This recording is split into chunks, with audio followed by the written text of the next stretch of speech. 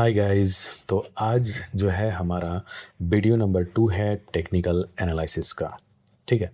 तो आज क्या देखेंगे, आज अपन देखेंगे कि आखिर टेक्निकल एनालिसिस बॉस क्यों है, इसका एडवांटेज क्या है, बिगेस्ट एडवांटेज क्या है, टेक्निकल एनालिसिस को सबसे ज़्यादा प्रेफर क्यों किया जाता है कि भाई मुझे सीखना है, ये जानना है वाई।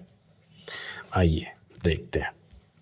देखो, मान लो कि आपको कार चलाना नहीं आता है। आपने किसी को पकड़ा और बोला भाई मेरे को कार चलाना सिखा। ठीक। किसी खटारा वाली गाड़ी से आपने कार चलाना सीख लिया। ठीक है। अब अब आपको कोई बोलेगा कि भाई तू XUV 300 चला लेगा क्या, तुमको बोलेगा भाई क्रेटा चला लेगा क्या, फॉर्चूनर चला लेगा क्या, तुम बोलेगा हाँ भाई चला लूँगा, मैंने तो सीखी है। क्यों? क्यों चला लो, कैसे मतलब चला सकते हो, क्या रीज़न है? क्योंकि भाई सबका ड्राइविंग प्रिंसिपल क्या है, सेम रहता है। सब में क्या है, एक्सीलेटर, ब्रेक, क्लच, सब में वही है। इसलिए मैं जब एक गाड़ी चलाना सीख लिया तो दूसरा भी चलाना सीख लूँगा, दूसरा भी सीख लूँगा, क्या दूसरा भी चला लूँगा। पॉइंट इज दैट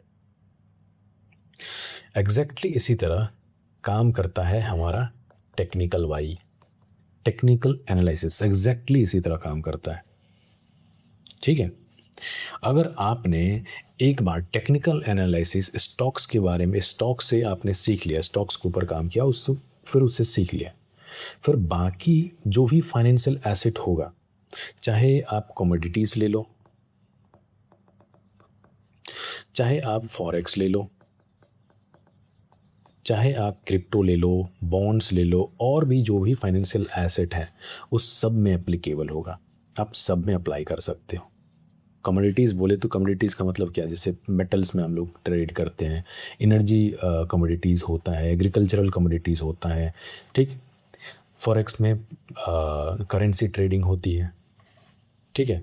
फिर क्रिप्टो आपको पता है, बिटकॉइन हो गया, इथर हो गया, ये सब बॉन्ड्स, इंडाइसेस, इन सब में भी आप आसानी से टेक्निकल एनालिसिस का यूज़ कर सकते हो।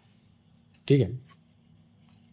क्योंकि यहाँ पे क्यों यूज़ कर सकते हैं, देखो टेक्निकल एनालिसिस में हम किसी भी बिजनेस का स्टडी नहीं करते हैं। ठीक है। किसी कमोडिटी का स्टडी नहीं करते हैं। हम क्या देखते हैं, सिर्फ और सिर्फ उसका मार्केट में बिहेवियर क्या है, चार्ट में कैसा बिहेवियर है, प्राइस उसका कैसे बिहेव कर रहा है, हिस्टोरिकल प्राइस क्या है, हिस्टोरिकल प्राइस कैसे बिहेव कर रहा है, बस इन चीज़ों को देखा जाता है और सब में वही देखा जाता है। तो इसीलिए आप किसी एक स्टॉक के लिए मान लो सीख लिए तो बाकी सब में भी वैसे ही एप्लीकेबल हो जाएगा। इसलिए इसे बॉस भी कहा जाता है। समझे, बुझे बुझे। ठीक है। अब जैसे कि मैं आपको यहाँ पे दिखाऊँ, देखो ये देखो, ये है आपका चार्ट्स, यही चार्ट है, प्राइस आपको दिख रहा है। ये किस चीज़ के लिए है, बिटकॉइन के लिए। यहाँ पे भी वही चार्ट दिख रहा है, प्राइस दिख रहा है, कैंडल्स दिख रहा है, सेम। इधर आओ, मान लो ये स्टॉक्स खोलो, स्टॉक्स में देखो, कोई ले लो, HDFC है, यहाँ पे भी उसी तरह से प्राइस दिख रहा है, कैंडल्स दिख रहा है, यहाँ पे कुछ चार्ट्स वगैरह दिख रहा है। एक फॉरेक्स ले लो, फॉरेक्स में भी उसी तरह से चार्ट्स, कैंडल्स वगैरह है, प्राइस दिख रहा है।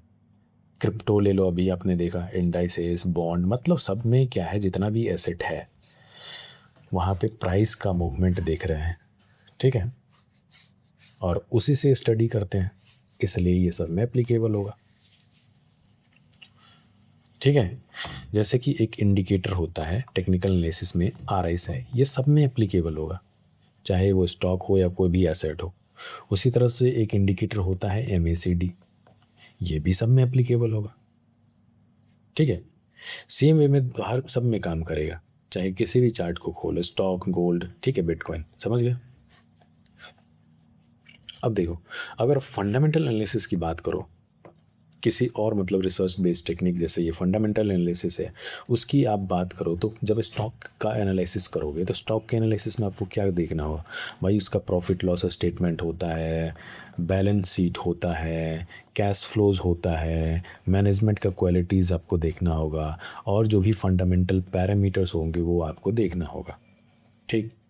और स्टॉक से जैसे ही आप किसी कमोडिटी की बात करोगे तो कमोडिटी जैसे मान लो मेटल्स हो गया, मेटल की तो उसके लिए अलग एनालिसिस करना पड़ेगा। कॉफ़ी कमोडिटी में आपको मान लो रेनफॉल देखना पड़ेगा, भाई हार्वेस्टिंग सीजन कब है, डिमांड सप्लाई की बात करना कब इसका ज़्यादा होगा, उसको देखना पड़ेगा।